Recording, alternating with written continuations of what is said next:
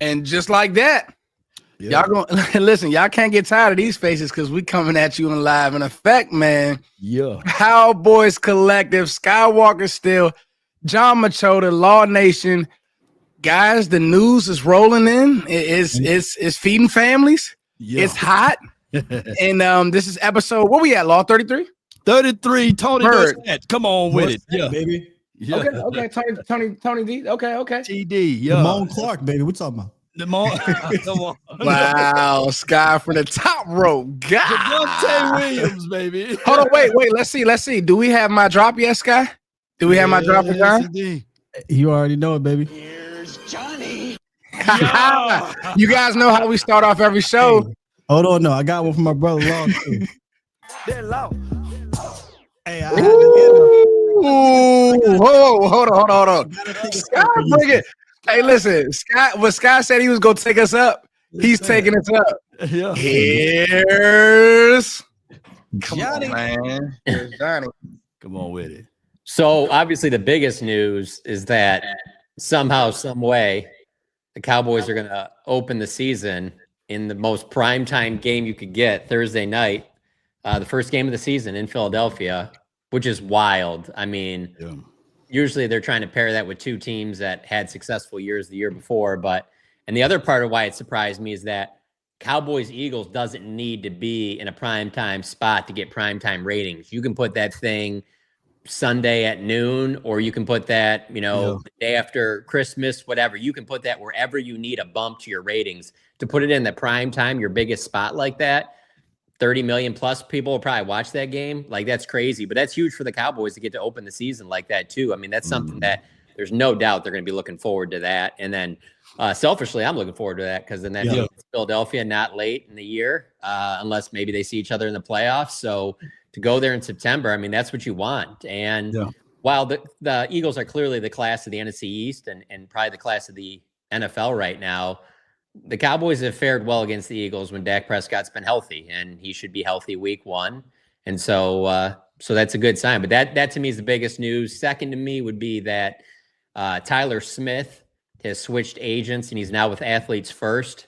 Athletes First is they're the top dogs right now in pro football. I don't think there's any doubt about that. They have Todd France, they have David Mulligetta, and so Tyler Smith, obviously, big payday coming for him. He got the biggest and best to represent him. So for all you Cowboys fans that are tired of these contract talks dragging out, well, you got another one that this one probably won't be done anytime soon either.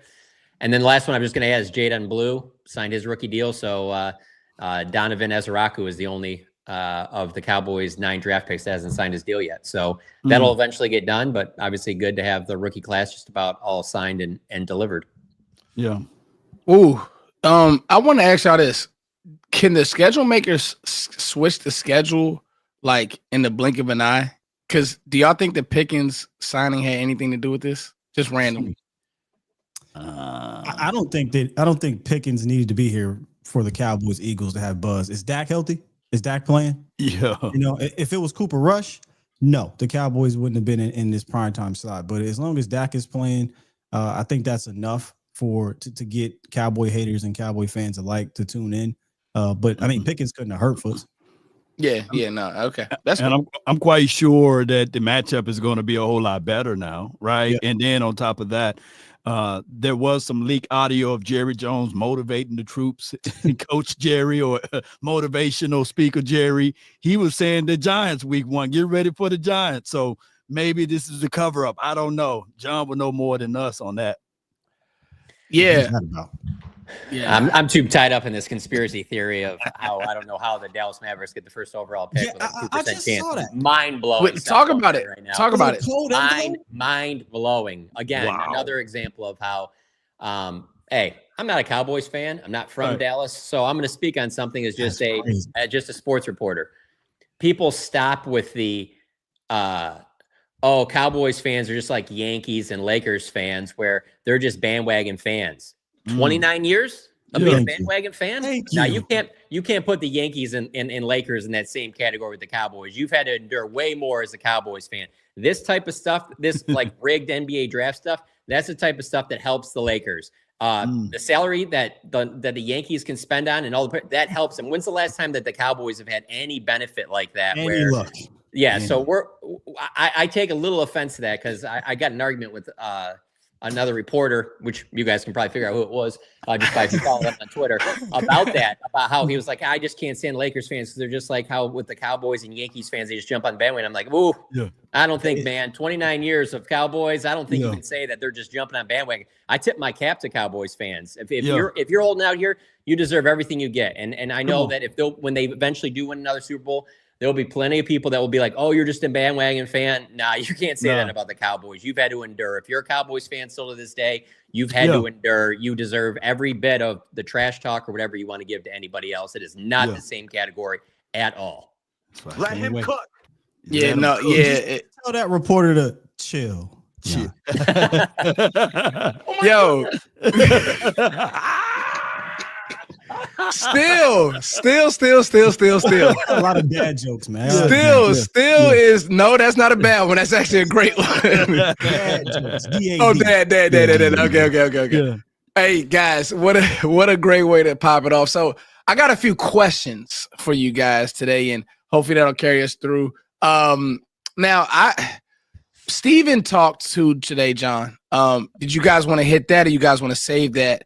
Let's do this. Let's start schedule. Let's talk maybe matchups. Like, how do we feel? Just let's do this. Sky, when you first heard Dallas Philly, what were your initial thoughts?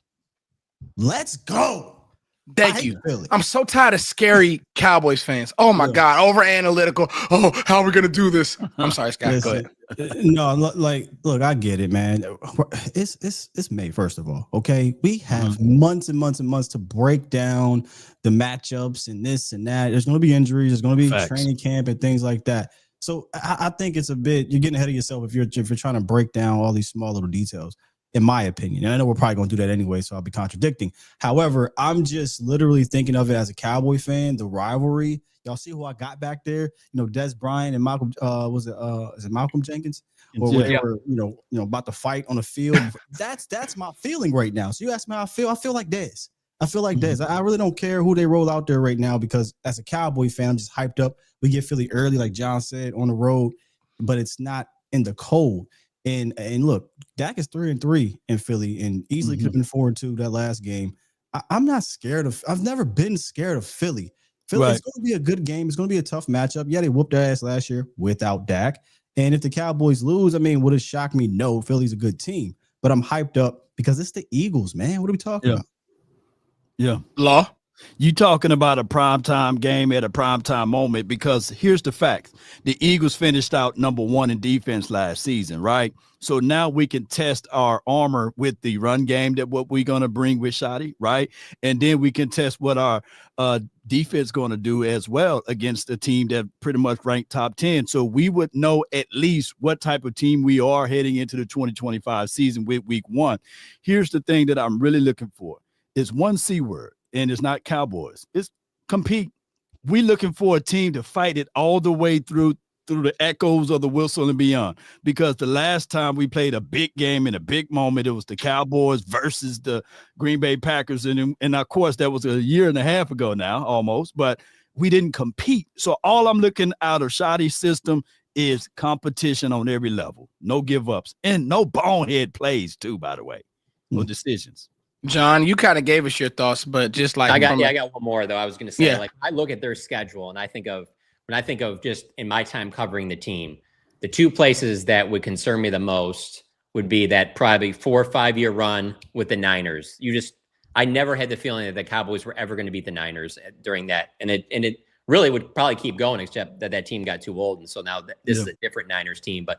All those playoff matchups, it always felt like the Niners were a step ahead, whereas like I've never felt that way with the Eagles. And I think it's because it's a common opponent and you're just so used to not just the guys across the ball from you, but also just the environment that you're playing in. I'd make the argument that I think that they'll have a tougher time playing up in Detroit because there's nobody on that Cowboys team that has played in that type of environment because this is a different type of Lions fandom than it was when they used to go up there.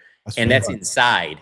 Like Philadelphia, that like the players, I get it that fans talk about, oh yeah, the the fans in the crowd are nasty. Yeah, don't take your family to an Eagles-Cowboys game and sit in the stands. But the players on the field, they're not, oh my God, oh, it's so daunting in here. They don't feel that way at all. To be honest with you, the biggest concern they would have would be the weather, which you should avoid with this game. But I look at their schedule. If you were talking about like avoiding games, like when you look at their road schedule, there's really not a team on there where I'm just like I said, I think that to me, the Lions, just because of that environment, might be the toughest one for them. But outside of that, there's nobody. Giants, Eagles, Commanders, they're used to all those. Playing up in Chicago, you probably don't want to be there in December and it's all windy and all that. But you can make the argument that windy, bad weather affects what Chicago is going to be doing, because they certainly seem built to be like a high-flying turf team, but it's going to be playing outside near the lake. So we'll see how well that works out. But and then Broncos, Raiders, Jets, and Panthers, like there's just not a lot on there where I'm just like any of those games. Not like the way I felt covering some of those Cowboys Niners games. And then there was also obviously some years when the Packers were loaded, when Aaron Rodgers was at his best, that you're like, yeah, that's gonna be a really tough one. That's gonna be hard for them to go up there. But to be honest, I used to feel that way too about Pittsburgh, and they've won the last couple of times they went up to Pittsburgh. Man, John, quick thing. Meek Mill against Cooper Rush, Law. Meek Mill and Cooper Rush almost came back against them, so ain't nobody scared. Yeah. One thing I didn't notice that we played the Broncos this year, John. I think we haven't beaten the Broncos since 1995 or something. Terrence said that I love me some Lions. I'm just being honest with you guys. If you think that I'm being a homer, then you're just not paying attention to what that team has. If they don't have the injuries, they rolled Philly last year. I'm telling you. No, that's real. That's real. Type, but that's a different crew there. I'm telling you, this ain't the Barry Sanders Lions. I'm telling you that group's a problem. You look at that line. Yeah, that line and those runners. Nah, John is the farthest thing from a homer. I mean, we know John is from that area, but he doesn't. Nah, that's not the case. I never thought I'd see a day in my life that the Lions were this loaded, to be honest with you. I didn't think it was even possible. Yeah, no, I completely agree. He don't even know what's going on right now. What do I do with my hands? I don't know. Well, I got a few thoughts, guys. So one thing that, and it's not, we got months, like Scott said, to talk schematically, but Philly had some sneaky losses, guys, and they lost over 8 players. And the 3 names that stand out to me: Josh Sweat, Milton Williams, Darius Slay. Now, people say, oh, they aren't the greatest players, but to me, those are key guys on that roster. You don't know the other corner who may be having to deal with George Pickens. I mean, because at the end of the day, they don't travel. I don't think Quinyon, like everybody is anointed Quinyon Mitchell is the best corner in football. It's like, slow down. Like, slow down, Guantanamo Bay, whatever you want to call it.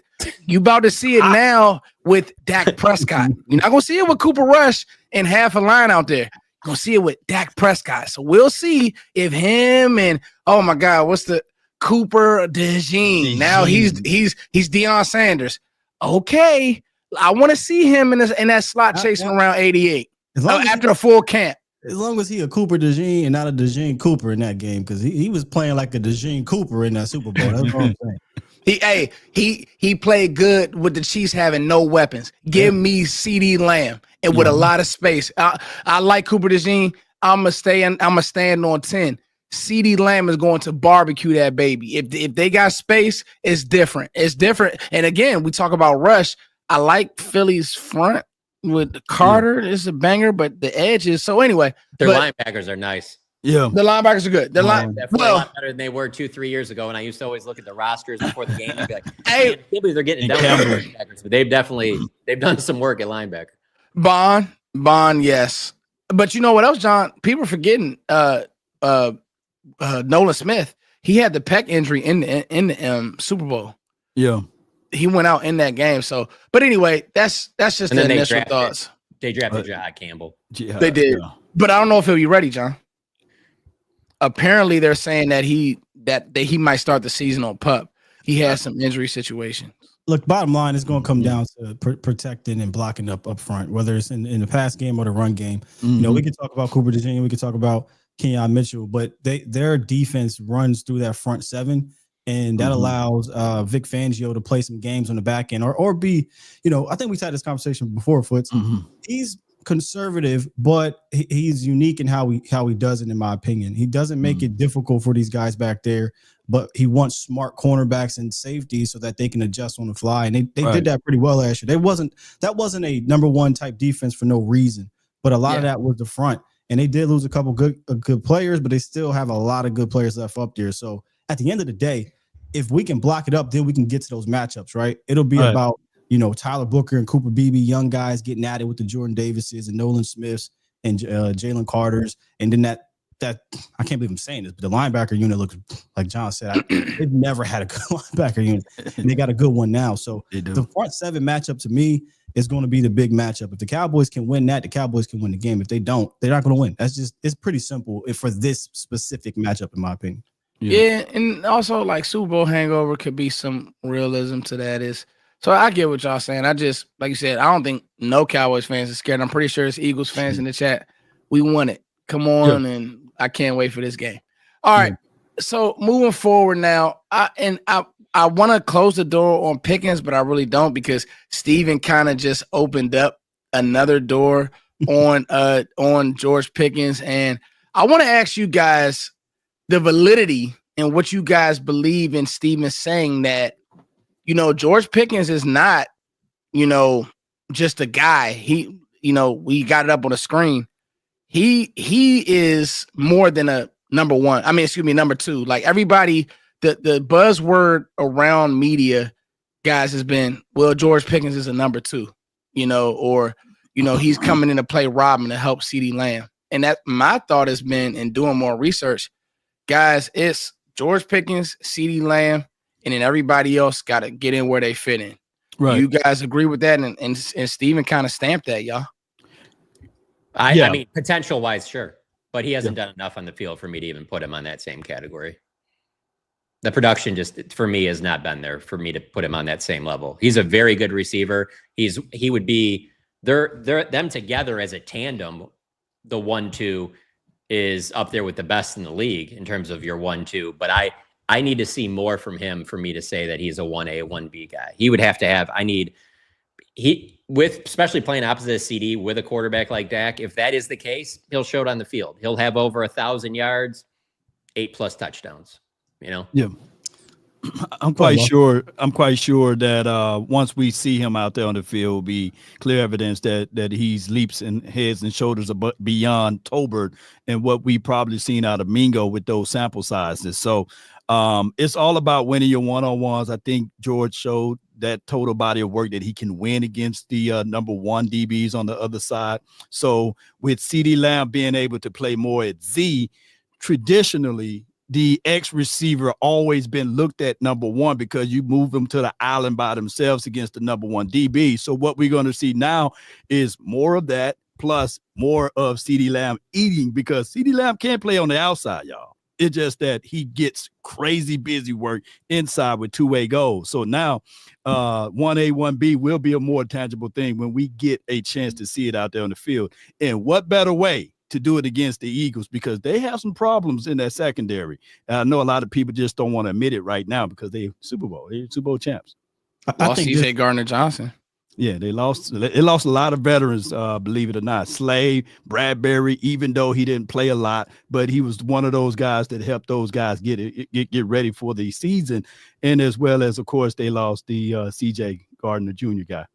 I think this mirrors A.J. Brown in Tennessee so much. Even hearing what John is saying, a lot of people have very similar thoughts about A.J. Brown. Is he a true number one? He didn't put up massive stats in Tennessee, but he put up decent stats with subpar quarterback play. I feel like that's exactly what's happening, or what happened with George Pickens in Pittsburgh. In fact, I'd argue worse quarterback play.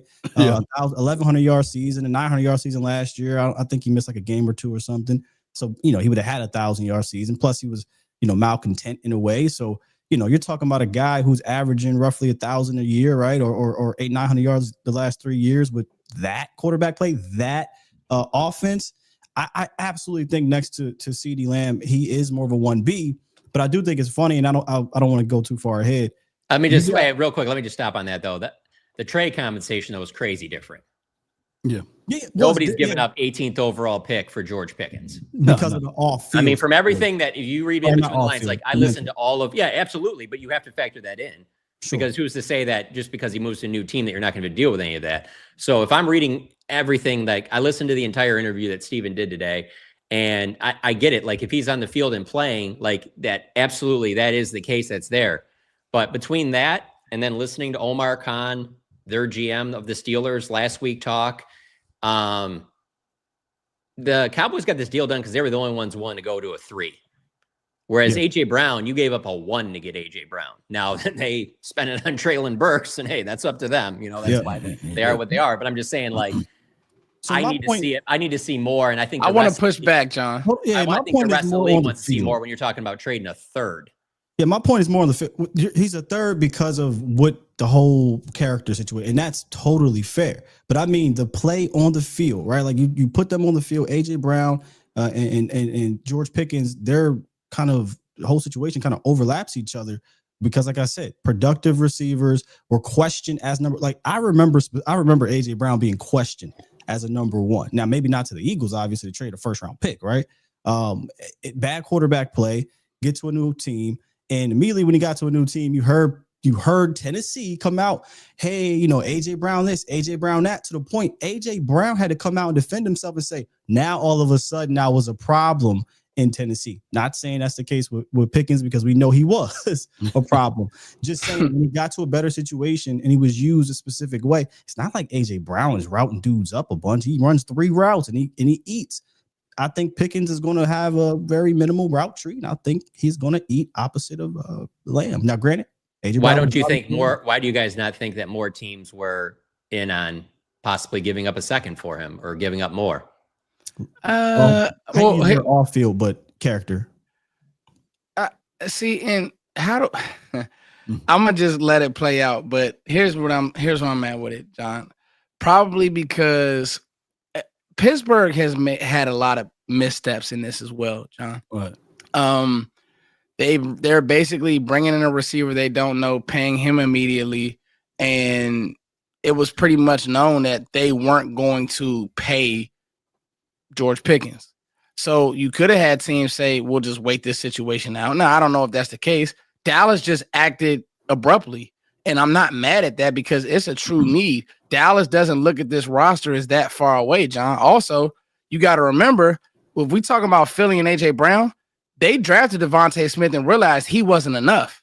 If we really want to talk about it, they drafted Smitty and they realized, oh, crap, he's not a true number 1, which he's not. Let's go get him a number 1. And so they gave up that 1, which they were in an offense where, again, you talk about, I remember Mike Vrabel in that offense. They looked at it as, well, we just drafted. Yeah, they drafted his replacement. They were a run-first defensive team. Like that. That was the very end of that.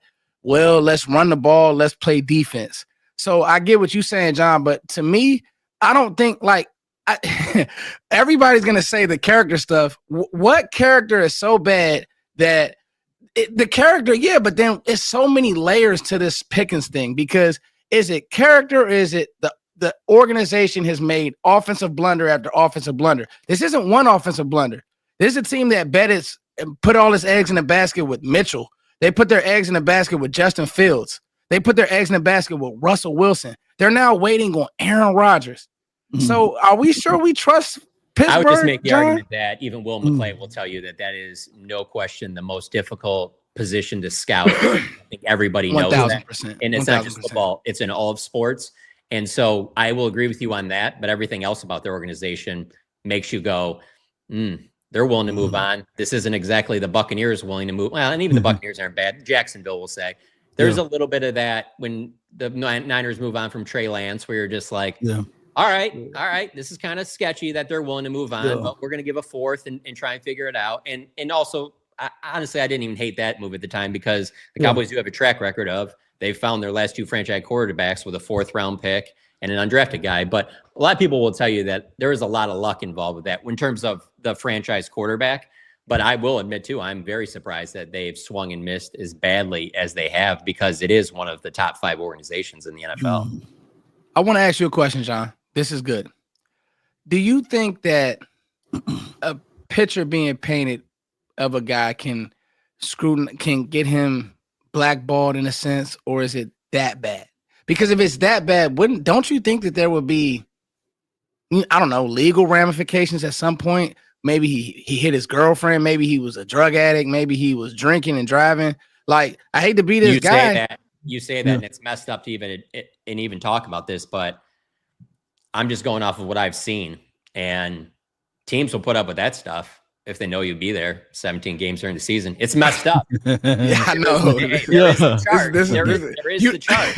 And I know people have done this with attractive girls where they go hotness to craziness. Well, it's the same thing with when your talent level is so high, and then how it offsets with the stuff they have to put up with. You know, you can be super late on that team bus. You know, you can be hours late to that team bus holding the whole team up. Yeah. If you're a Pro Bowler. This is interesting. Over 1,000 yards, 15 touchdowns.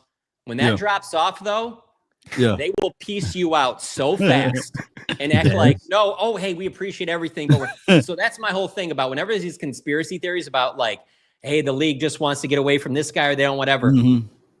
But if he can help you win, they'll deal with it. Yeah.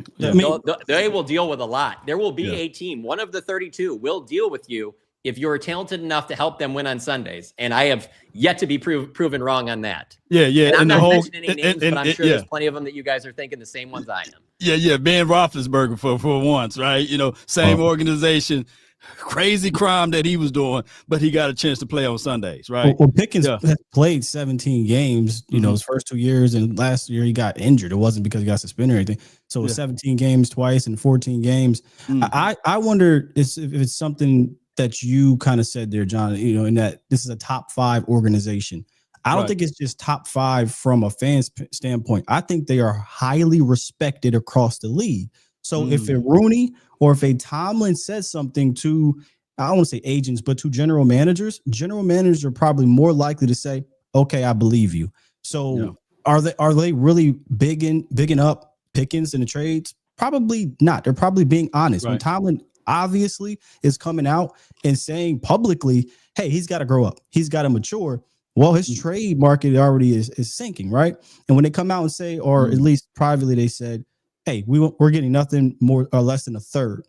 And if Dallas was the only one willing to jump to a third, then there were only ones. But I think a lot of that could be that they're so respected and they've told people, he comes with X, Y, Z. And those teams probably said, you know what? I believe you. We're not going to be able to change him. We'll pass. And Dallas said, well, we've been down this road plenty of times. We're not afraid of this, and we'll take the chance. And also, you're Dallas. Look at the roster you've put together. You totally can afford to take a chance like this. You've done it before, so why not do it? But I'm just bringing to the conversation, because I've said it, and I will continue to say, there is no doubt if you roll this trade in front of me, I'm doing it 10 out of 10 times. I'm not even hesitant on that. I'm just bringing up the point of we also have to bring in some other factors here, that it wasn't like that. It isn't just people making this stuff up. There were concerns across the league. That's why you really are only giving up a third for him. And that could be great for you. That might be a huge return on investment. We might look back on this and say this is as good or better than the Amari trade. I thought the Amari trade was great. I know a lot of people complain about it because he didn't play much, you know, as long as people were hoping he would on a top level. But for what they got in return, I'd do the Amari trade in a second over again too. I got a few thoughts. I love this. I love us, y'all. I love these 4 horsemen. Do we want to change Pickens so much that it changes how he approaches the game of football? Because that's what like Steven wants to. Yeah, and that's what scares me, John. Because you just said Amari Cooper. I thought Amari Cooper was a damn good football player, route runner, all that. But did Amari Cooper have the passion that George Pickens has? I would say no. I also think that the difference between Amari Cooper and George Pickens still can grow. Like that dog, down, boy, that's my dog George in the corner. Every time down, boy, keep going. Yeah, damn dog. Boy. I was like, what? Did somebody snoring? The last one didn't sound like a snore. Dog name. I mean, I want you guys to jump in, but like, have we seen the best of George Pickens? Like, I'm just telling you guys, I was texting Sky, John, I swear to God, I'm texting Sky at 10 in the morning on Saturday. If I'm lying, Sky, I'm going to hell. I'm texting Sky and I said, "Yo, are you watching these footballs?" I'm texting him. I'm showing him. I'm recording my screen, John, like this, like for Mason Rudolph. This is 2023 tape, and it's literally like there's no catchable pass, or he's beating somebody. It was a bunch set, and he's beating somebody over the middle of the field, and it's like the ball is in Africa. So I don't know. There's a lot of good stuff about that. If you have Netflix on that wide receiver series they did, it was off of the season before, but Devontae Adams, there was so much in there about exactly what you're talking about, man. And like some of those games, man, he's wide open running these great routes. And at that time, the Raiders were pretty good, but then like Garoppolo's just not getting him the ball. And he's got to sit there and do these interviews after about it and try and be the right team guy. And he did the best that he could, but no, there's definitely truth to that. So to answer your question, no, I do think that this season will give you, as long as he stays healthy, but I mean, you can say that about everybody. This will give you him the chance to be the best George Pickens we've seen, especially considering that, I mean, the dude's 24 years old. I mean, there's college guys that are 24 years old right now. Sky, you had a point? No, here I just wanted to read the quote. You talked about, do we want him to change? Steven does not want him to change. He said he's going to bring something here to our organization that we need in terms of an edge and bringing that energy of competition to the field day in, day out, week in, week out. He's not just bringing up Des Bryant just to bring him up. Like he has that type of not just ability, right? Because he's not really talking about the ability. He's talking about the competition, the spirit, the passion on that field. And I mean, look, I don't think he's lying. I love CeeDee Lamb, but how many times have we all said, y'all, pick your head up, man? Like, you just let Jair Alexander get in your face. You think George Pickens is going to let Jair Alexander get in his face in the playoffs? Absolutely not, man. It's not happening. And I think they realized they needed some yin to the yang. As great as CeeDee Lamb is, he's nobody's perfect, right? He almost is a perfect player, but when it comes to that specific type of passion, he doesn't bring that either. Amari didn't bring that either. But this guy will bring that. What I think is going to be interesting if we're kind of doing the Des Bryant, Mark Cooper, Pickens, Lamb thing. I don't know that Des ever had a CeeDee Lamb to be his yang. You know what I mean? I don't believe he had that. So when Des was fed up of not getting the ball or frustrated for XYZ, it came off sometimes as malcontent. We've obviously known that it's not always that way. But he's very demonstrative. He was, super passionate, and it rubbed people the wrong way. In this case, I wonder if CeeDee Lamb having a guy who's opposite of him, and then obviously Pickens having a guy who's opposite of him, they'll cancel each other out when things get rocky, right? Like I'm not eating, but my boy Lamb is eating. Like he said on the call, John, he said that a few times. Like, we're here to help each other out. I want to get to the call. Yes, indeed. And here's the thing, too, though. When you start talking about duos, sometimes one will raise the other, right? Shaq versus the Kobe situation, right? One elevated the other. Pippen and Michael Jordan, that one elevated the other. We're talking about duos. And for my guy, John, you can also talk about, Joe Dumars and Isaiah Thomas. One will elevate the other. So that's what I'm looking at with George Pickens and CD. I think that these two will be one of those things that will be like a match made in heaven for us. Two things I want to add. Oh, go ahead. Two things real quick. One, I agree with all the comps except for Jordan. Jordan didn't need anybody to motivate him. He would have pulled up any other star in his bootstraps and brought him along for the ride. So we're not going to do that to Mike. Everybody else I agree with. But now, anyway, but I will say this. When I say that I would sign up on this trade 10 out of 10 times, that's with me knowing, or at least thinking in the back of my head, that there is a chance that the wheels go off the track and that there is games late in the season. They're out of it and there's complaining about a receiver not getting enough targets. I'm factoring all of that in, but I'm the person that felt like if they don't make a move like this, you're shaping up for a 6, 7, maybe 8-win season anyway. The other side of it is everything clicks. It goes well. You stay healthy. And you make a run because you made this move. And that's what I'm willing to roll the dice on all the time. Like it's just been too long not to take chances like this. And I also believe that the best teams in sports, the fortune does favor the bold. And so that's why I'm completely on board, even though, there obviously are things that could go wrong with it. And if those things do happen, I will treat it exactly like I do with the Trey Lance thing. I have never once said, "Oh, that's such a dumb move. Why did they do that?" Blah blah blah. Hey, I understood it at the time. There were certain factors that went. It didn't work out. That doesn't mean you don't do. Hey, the team that's sitting at the top right now gave a monster deal to Carson Wentz. Okay, and they moved right out of it and kept the train rolling. Let me tell you why I'm confident that even if or when things happen to go sideways, that it can get back on the tracks. Dak Prescott and his leadership. I just watched a team hoist the Lombardi that had their wide receiver reading books on the sideline when he got upset. They had a wide receiver go into that locker room and literally talk to the media doing his best Jalen Ramsey. You better ask him type of impression. So there were issues over in Philly, but you know what happened? The quarterback, and I hate to say it, but I got to keep it a bean. The quarterback was cool, calm, and collected. He said, you know what? We're going to keep it about business. This is between us. You guys can try to blow it up. We'll figure it out. And I've seen Dak do that with CD Lamb. It could have easily went off the rails. But because Dak Prescott is who he is, he was able to get that thing back on track, right? Obviously, going to Coach McCarthy and saying, we got to switch this thing up a little bit, helped as well. But it didn't. They got back on track, and they went on to have all-pro years. So I feel real confident about it. And if it does go sideways, I think it would be because Pickens would have blown up to a point where he wasn't, to a point where it was worse than Pittsburgh. I think it would have to be so bad. It would be worse than anything we saw in Pittsburgh. And I just can't see that happen here. I want to ask you guys, we're going to dive into the more of the audio.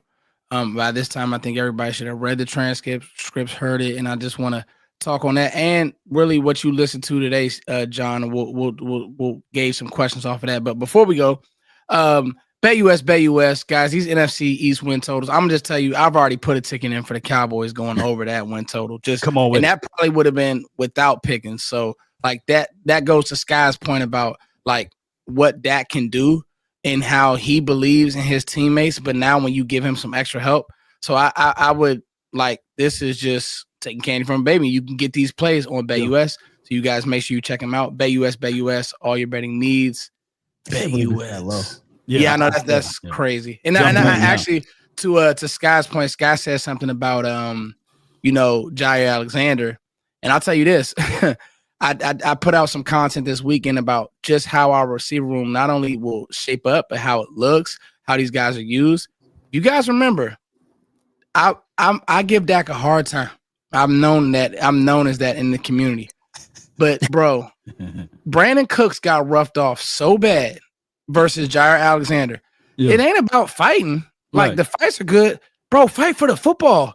Cooks, you have free access to the ball. This is one-on-one, mano-a-mano. If you think for 1 second, and this is what people are forgetting about George Pickens, he doesn't drop footballs. He actually attacks maybe his drop. Okay, there's probably some stat about a drop, whatever, cool. But he attacks the ball. He tracks the ball. I think Steven said that today, John, and we'll segue to what Steven said, but I'm literally watching Dak threw it where the ball had to be thrown. Cooks let Jair Alexander run through his body and pick. That's not going to happen with George Pickens. The catch radius, the whole nine. Dog, if you go back and watch the Commanders game, Mikey Sanders still their best corner. He's 10 yards off of George Pickens. Yeah. Why? He doesn't want him to run past him. Number two, any end breaker, if he gets double moved, these are the things that people need to lock in with. Yeah. John, what did you think? I want to change it here. What the tone right there, dog? We talking about? Hey, there have been times we seen Jalen Brooks win on a route and he's slipping and sliding. We like, come on, Jalen. You remember that? Go watch Brooks. The Broncos game and go watch where Pat Surtain was lined up and how Pickens hit him off with that out route and Surtain's pissed. He had no choice because he had to back off like you said. But he was cooking. I mean, like I challenge people if you know, and we got 500 people in here. Shout out to y'all. I mean, the Cowboys Collective is booming. What we doing? We guarantee it. The cost. They understand. John, I actually haven't listened to the Stephen Jones interview. What was his tone? Understand the cost. The cost that we had to pay as a third round pick. Yeah, I would say the big thing to me is that the reasoning was sound to me. There's a lot of the stuff he said that reminded me of the stuff that they'd say about Dez, and there would be plenty of people that argue like, well, you can be emotional like that, but harness it to where it doesn't hurt your team. I remember that was always the thing with Dez. But the player that you got when he was at his best, you deal with any of that stuff easy because he just was so talented. They did deal with it. Yeah. For, I don't know, 3 to 5 years, he was one of the best receivers in the league. So a lot of comparisons there, which was interesting because we obviously haven't heard that up to this point. And then him just talking about how when they, brought it to the personnel staff and the coaching staff with Schottenheimer and the offensive staff, when they talked about it, that it just did fit with what they were doing. And so that's a good thing that everybody was on the same page. This wasn't, the perception of just Jerry wants this wide receiver, which, let's be honest, if you wanted to want to write a column about that, you could. I mean, if they've made any aggressive moves over the last, really since Jerry bought the team, it's usually been at wide receiver, but it doesn't sound like that's the case. And that's important because you don't want to be just forcing some player that could be a culture of the team concern on your brand new first time head coach. And so I don't think with the way the Cowboys are operated today that they would do that to Schottenheimer. Would Jerry have done that to Jimmy Johnson? Absolutely. Would he have done it really all the way through Parcells? For sure. Probably even Wade. But I think right around Garrett and into McCarthy, I think a lot of that stuff, and probably with age, a lot of that changes too, where you don't have the same edge to where I don't think Jerry tries to stir it up as much as he used to. So I don't think this was Jerry's just like, I don't care, give him a third, let's get this done. Like, I think there was a lot of contact inside the building, and it wouldn't have been done if Will McClay didn't really like the idea and Brian Schottenheimer and the offensive staff didn't like the idea. But the Dez comparison was the biggest one to me because he was asked multiple questions about the Pickens deal, and he brought up Dez several times. So he's not doing that just as a talking point. He's doing that because when they were in the room talking, that's what came up. Like, okay, we're going to bring this guy on. The reason that he probably isn't getting traded for a first or second round pick is because he had these issues on the field. If we just bring up our game tape of when we played them last year, if pretending I'm being Steven, you can bring up a couple things that happened there, and then they go over that and they're like, hey, but there were some things with Dez too that some people thought were negative, but it led to this and this. So maybe they're just building the 2014, 2016 Cowboys all over again. We'll see. But it seems like the Dez part of it was mentioned quite a bit during the discussions. I thought it was interesting when you listen to the audio that you guys, the interview you guys did with George Pickens. To me, you can tell he had a real life heart-to-heart sit down with the coaches, meaning probably Brian Schottenheimer, because every time a question got brought up, he kept bringing it back to, culture, trying to create a good culture, a winning culture. And I'm like, I've listened to a few interviews in Pittsburgh. He didn't bring up culture a whole lot. Not that they weren't trying to establish that, but Schottenheimer or somebody got to George Pickens to the point where they're like, listen, fella, we love you. We love your talent. We think you're going to be able to help us here. But let me just tell you, this is the type of culture we're trying to build. We're trying to put together a winning culture here, and you're not going to come in here and screw that up. You're going to come in here and you're going to help with it. This is how we're going to do it, X, Y, Z. And I just found that very fascinating when listening to him, because, again, I'm hoping this is the growth he talked about in that, all right, man, we understand you were in Pittsburgh and there was a different type of culture there and it didn't fit. But don't think you're going to bring that malcontent type to Dallas, where we're trying to establish this with my first year as a head coach. You're going to have to get in line, man, and help with the culture. If not, it's 1 year deal. And I'm sure, though, too, just to add to that real quick, that in that conversation he had with Schottenheimer, I can almost guarantee you Schottenheimer talked to him about how he doesn't think that he's played close to his best football yet. Yeah. And that they think that there's so much there for him and things like that. And just all the different ways that they think that they can use him opposite of CD and all that. And I'll let the rest of you guys go, but I just want to add this in because this came out of nowhere. I was just thinking about this.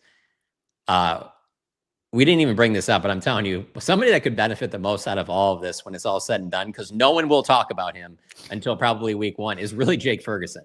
Because everyone's going to sleep on Jake Ferguson. No one's going to talk about he had a down year last year. And this move is going to totally put it to where it's like everyone's going to just talk about CD, Pickens. They'll talk about the run game. They'll talk about the offensive linemen that were added in the draft. They'll talk about Dak being healthy. And Pickens being added, I think, does a lot to also where it's like Jake Ferguson's going to see a lot of great matchups. And just when he talked to us a couple weeks ago at that home run derby, the way he was talking about how he knows that last year wasn't good enough and how much better he thinks he can be. I mean, he was a Pro Bowler 2 years ago. I think this could be a huge season for Jake Ferguson that will totally fly under the radar. And the best place to tack, that Vic Fangio defense is in the middle of the field, especially when you have somebody like a Jake Ferguson. If he's going to be on Makuba, it's going to be over with for the young kid. Shout out to him. I like what he did at Texas, but come on, Jake Ferguson and the seam route is going to eat him alive. Y'all look up his tape. I know Footson already got his tape already down. Cool. Yeah, we talked about it. I'm sorry, go ahead, Footson. I'm just enjoying the conversation because, I think John, let's just go right into it.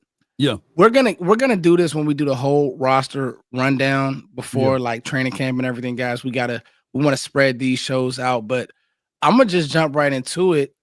I did content, and like I said, who's gonna be that wide receiver 3 in the next person. And I think Sky I stole this from Sky. You feel decent. You sleep at night with Jalen Tolbert being your wide receiver 3. You think. Yeah. But what if it is Jake Ferguson by default because it's comfortable for Dak? The matchups you could get versus like it's way easier to target linebackers in that seam, and it's just a healthier, it's a more seasoned throw, and it's more like this is a safe throw, and he's Ferguson at his best is a baller, right? Yeah. Could it be a change of pace receiver? So who do you guys think will be that other player? Because we think it's gonna be. I think Tolbert because they know Tolbert, and I think now Mingo. Yeah. It's tough. Be open for competition, brother. That's not. I don't think wide receiver 3 is stamped. I think Tolbert may have the lead, but I think there's going to be competition at camp. I think there's. Here's why I say, not to cut you off, Scott, but the only reason why I say we think it's open, but we're gonna have to get Pickens up to speed, and so the reason why I just lean Tolbert right now is because he's like this with Dak, and that matters. Knowing where you're supposed to be. Trust me, I'm the one who said Tolbert in 5 to you. I was trying to explain to you about their connection, but that was pre-Pickens. Pickens here now. Here now. Pickens wide receiver 2, 1B, whatever the hell you want to call it, and CeeDee Lamb. That 3 spot going to be open. Like I said, right now he may have the lead, but that is going to be a competition to me. But you brought up, you said, well, could it be Jake Ferguson? I do think there's 2 different conversations. I think there's wide receiver 3 conversation, and I think there's third option conversation. And Jake Ferguson is without a doubt right now the third option in the passing game. Yeah. And I think he could have an explosive year because we talked about a little bit last week, where these guys are going to have, what they do best. It doesn't overlap.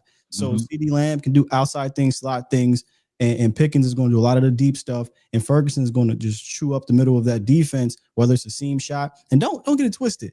He can take, something 10 yards and under and break tackles.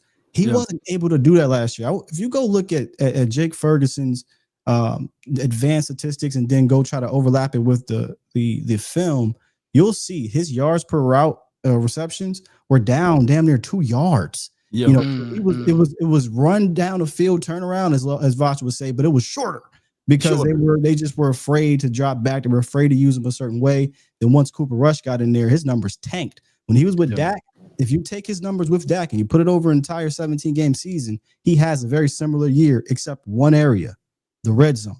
They stopped targeting him in the red zone. He led the NFL with tight ends in red zone targets in 23.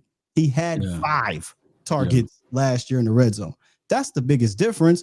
Quarterback usage, red zone. Now that middle of the field is going to be open for Fergie. Yeah, as long as he's healthy, man, he's going to eat 700 to 800 yards, 6 to 8 touchdowns, easy. Yeah. And just to echo that, go ahead, John. Go. I was going to say the other receivers I think could change by game to game, whether you talk about it being Turpin, whether you talk about me and Mingo or Tolbert. I think Tolbert at the end of the year will be like, okay, if we're going to say we're going to be in this pretend world where everybody stays healthy and plays the entire season. That's not being healthy. To me, targets, number 1 will be CeeDee Lamb. Number 2 will be George Pickens. Number 3 will be Jake Ferguson. And then number 4 will be Tolbert. I mean, you just go back to when Ferguson had a fully healthy season, which is 2 years ago. And he was second on the team in targets that year. So CeeDee had 181, which is obviously a ton. Ferguson was second at 102, and then Cooks was third at 81. So he had 21 more targets than even Cooks did when Cooks was clearly their number 2 at that time. So yeah, if they all can stay healthy, I just think Ferguson. I mean, and then that's the other thing. Like, he is very Dak friendly. They've had a good rapport. They've been around each other a bunch.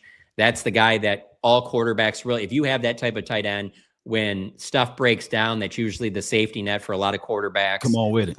So that's why I'm saying if everybody stays healthy, Ferguson's targets are going to be there. It's going to be top 3 on this team still. Most certainly, man. You're right on the money with it, man. When you are calling plays for a suspect offensive line like we had for the first few weeks, you're trying to protect the quarterback. So a lot of 3 steps, ball out. And as a tight end, you got to wait to clear the linebacker. So Dak didn't have that extra time, especially when you have 2 rookies starting that offensive line last year. So I'm thinking that with Connor Riley and Clayton Adams, they're gonna get my guy Ferguson busy this year. Yeah, and I think the thing that I'll say with Ferguson is, and I'll be interested to see how many, because so this is in a clean world. Is there a dark horse that we're not talking about, right? For option 3? Yeah, not even for option 3. It could be. It don't have to be. I was about to say it doesn't have to be option 3. It'd just be a guy that could be another guy. Yeah, that can make plays. And for me, it's gonna be Spanford. I like Spanford. I think he has some stuff. I'm not gonna go on the record and say he'll have a better year than Jake Ferguson. But the one thing that Spanford adds to me is he's physical at the point, really good blocker. I thought he was a better blocker than Schoonmaker on film. Now, depends on who you ask, but he was a good blocker when they had. I think Jake. How many games did Jake miss last year? I say 3. 3. It was one game where it was like him. I think it might have been that Commanders game, and they had a few runs that they were able to hit on. And so road, with Spanford, the game should slow down a little bit better for him. And he's just a big body, long. He's just a big body.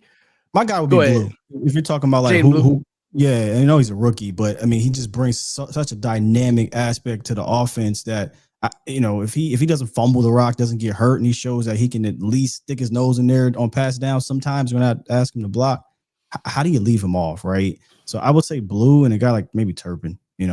Spanford is just so far down the roster. I feel like he's going to need a lot to get up to be a difference maker, if that makes sense.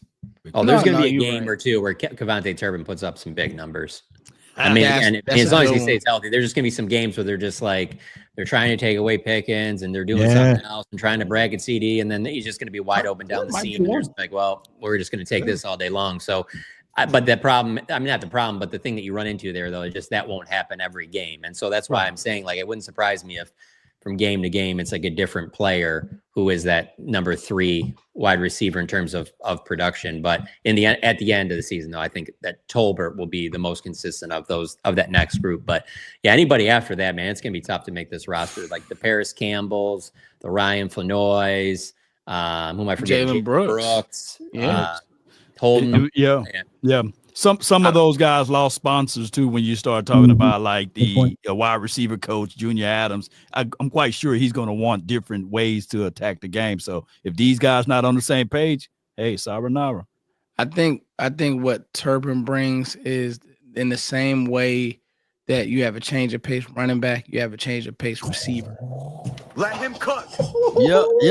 I love that. You like that? I love that. Let's send that around it. Let's send that around the Cowboys community. Change of pace receiver. Let that marinate a little bit, man, because you know what? People throw around gadget a lot, and it can come off very negative. And I don't think that's a bad thing to say about a Turpin. But I like the COP better. I like change of pace receiver better because I think it puts a little bit more respect on what he can do. Because don't get it twisted. In 2023, when that boy touched the ball on a jet sweep, he was gone. He was gone 15 yards. He was popping up. Yeah. When he touched the ball out the backfield as a running back, 9 yards of pop. He was just killing dudes except for Vita Vea. Right? Vita Vea made him disappear when he hit the line of scrimmage because he was so small. Hey, Sky, I'm going to do you one better. So I was, I listened to a lot of stuff around the league. And so you know how the Rams, they brought in Devontae Adams. They brought in Puka Nacua. But people got to remember, they paid Tutu Atwell. Okay. And Come on now, let's Yeah, go. they paid Tutu, and they paid him because I think Sean is kind of gonna be another trendsetter in that way. Is like he still is in the world of, hey, get a fast, smaller guy who can run after the catch, who can do a little bit of everything. And like Turpin is electric after the catch. He is special. He got glasses this year. He got contacts, so he'll be able to see. my comp for what Turpin could potentially be was Tutu Atwell in a Rams-like offense. If you go back a few weeks ago, I did a show breaking down the Rams offense. I just really think this, and I know people can say, well, Sky, what evidence? I just, in my gut, feel like we're going to be doing more of a modern situation. And Tutu Atwell and Turpin are very similar in stature. Tutu is a more refined wide receiver. Turpin is more unique in that he can run out the backfield, do the jet sweep things. But if you look at the usage in LA with Tutu Atwell, he fell in that 3-4 range, but he was a specialty receiver. When he was out there with a cup, with I don't care if it was Robinson or Puka, whomever, teams had to respect it. When Turpin's out there, teams going to have to we can't. They got to deal with Pickens. Teams are going to have to respect, we got to deal with CeeDee Lamb. So Turp might actually have more room to maneuver in this specific offense if we lean into actually utilizing him that way. So I think that's dope, Scott, because I was like, I'm just finding, like, I think every year, John Law, let's talk about like who could be, and I think it could be Kevontae Turpin. I mean, John just said it. Now, are we gonna say, hey, Turpin every game will have 5 catches? Nope. But he could go a stretch of, where how did Turpin get 150 yards? I mean, whatever the number is, like, you know what I mean? Oh, he had 3 long, crazy plays because they're playing cover 2. Yeah, facts, Law, and they just release him up the seam, and they keep forgetting to find him. So, and you said it, Scott. He has receiver chops. I want to ask you guys this. Well, you know what? We'll save that for next show. In closing, to put a bow on the Pickens deal, do you feel now better, worse, or the same about the draft? Now, you guys can just give me your closing argument now that you have Pickens. Like, does this make the draft even more of a home run? Because I'm working on a defensive piece, and I'll tell y'all, man, this defense is gonna be damn good. Like, I just read a piece about excuse my language. I'm just so this is my football bag. Bryant, listen, the coach of Boston College, bro. I heard some audio him talking about Bill Bryant talking about Dono. Oh my God, Scott, he had me ready to run through a wall. Oh, yeah, I know exactly the piece you're talking about. I got that. I've read. Hey, send it over to me, man. Bro, he was going crazy about Dono. So I'm just, how do we feel at Pickens plus our draft, and then that's a bow on Pickens. Go ahead, Lo. I can jump on in here. I say this though with Pickens. I think that he will embellish what we can see out of Tolbert or Mingo. I think that those guys are going to be able to generate better numbers. And this offseason, we got 16 weeks, right? So I'm looking at 2 categories that the Cowboys need to improve on. And one is just subject to change. If it can happen sooner than later, that will be one tech. Right. I think that you don't have to bring those boys in early as now, because you can wait. Those guys you can wait to bring in like on the tip of the training camp, because you really want to see what you got out of the 2 one techs that you got already. But the other category would be Cowboys, please, for the love of God, bring in a veteran DB. I get it. I understand. I'm high on Revel. I'm high on the kids that we have here, but I still think that one glaring hole on his team, we got 16 weeks to fill that in, would be bring in a veteran DB to help us out. Yeah, DB, a nose tackle would be nice too. I'm being greedy here. I see other teams be greedy as well. But to answer your question, Foots, I feel better about the draft. Not that I was down on the exact draft. You weren't. I compartmentalized it. I said, look, the draft, that's an A. I mean, they got some really good players throughout that draft there. But if you pair it with the offseason, to me, I didn't think they made a needle moving move in the offseason. I thought they signed a lot of 1-year deals, guys that you hope could maybe fill the bottom or mid part of your roster. Nothing from the top of the roster that could help. But when you add Pickens here, that not only juices up the offseason trades and free agent acquisitions. But yeah, it softens the blow of not getting a receiver in the draft. So to answer your question, I feel way better. Again, not that I was down on the draft, but I feel even better about it now that you don't have to say, yeah, we had a good draft, but we didn't get a receiver. Yeah. No one cares anymore. John? Yeah, I definitely feel better. I mean, I like the draft too. I thought at worst you could give it a B. B minus could be the worst grade that you could give their draft as far as I'm concerned. And I thought it was at least a B plus, A minus. And then if you tell me that you're going to get George Pickens too, then that takes away because like I said, after the draft, I wanted, when they were on the clock, obviously with McMillan being gone, I would have went for Emeka Egbuka. But they obviously knew that, hey, if we don't get a receiver here, we got a couple of other possibilities out there. And that's easy for them to say because they're the ones doing the talking and they know how they feel. I can only judge off of the moves that they've been making. And so I have every reason to believe that the type of move that they were thinking of at the time is not going to be one that really moves the needle, that it wasn't going to be George Pickens, that it wasn't going to be Jameson Williams, that it wasn't going to be like one of these receivers that you're really like, damn, they really went in on it. And then the other reason why I really liked it is because if you look at the whole thing with the draft, if they did take McMillan, let's say he falls to 12, I still think they needed help on their offensive line. Do you think after the draft's over, if they don't take Booker, that they're going out making a move for another offensive lineman? Probably not. Teams aren't even letting other offensive linemen that are starting caliber go. And so it's not like it would have been like, well, they could have filled that there and then they would have done that need after. No, I don't think that's the case at all. I think that in the back of their mind, it was wide receiver. If we don't get one early, then we're not going to be reaching. We have plenty of guys that we can get in the second, third, fourth, or fifth round already on this team. And so, yeah, no, I think it improves the way I felt about the draft. No question about it. Yeah, man. And just like, I just say this. When you add this to what you drafted, and like you said, now you got to play Philly, and we got so many Philly trolls in here. It's ridiculous. I'm like, wow, where these guys come from? Must be on the title. Yeah. But you know what? We'll be able to protect Dak up front, and we'll be able to protect the pocket being pushed. And I can't wait. Oh, it's real quick. Just one thing I forgot to add in there just because you mentioned Dak.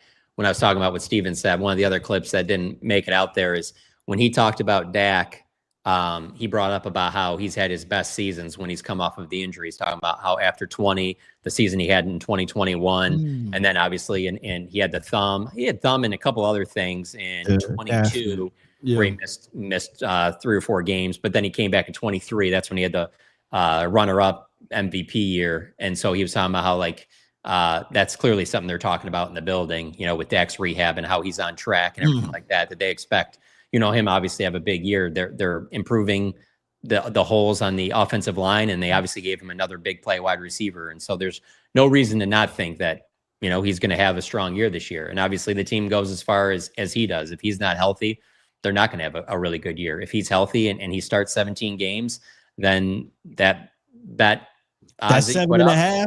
Yeah, you're probably gonna want to take over.